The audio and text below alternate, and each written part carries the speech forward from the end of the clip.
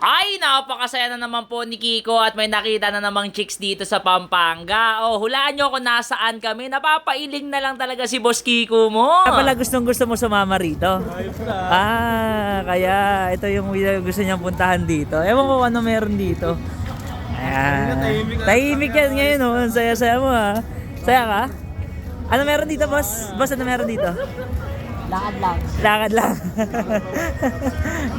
Lakad lang daw, lakad lang.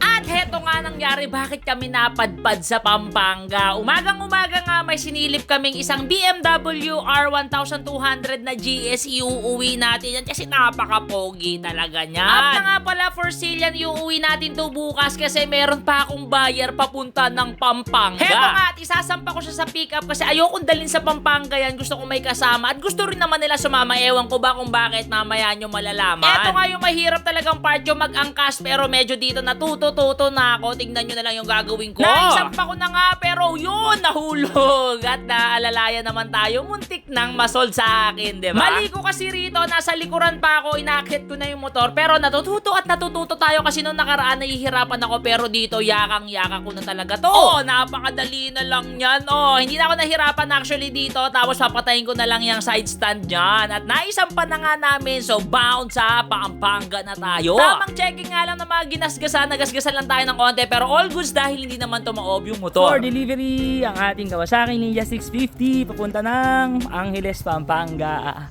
with JJ Grasa. Oh, seryoso. Sa point nga na to, hinihintay namin si Kiko para dito sa ADV 160 kasi gustong gusto niya talagang sumama rito sa Pampanga. Umampot pa kasi siya ng unit dito sa Santa Mesa at yan medyo na late siya ng pagpunta pero at least all goods na all goods tong ADV 160 natin. At ayan, aalis na kami papunta ng Pampanga. Yan. Dagan mo. Ecomoto niya, dudulot ng traffic sa EDSA. Let's go.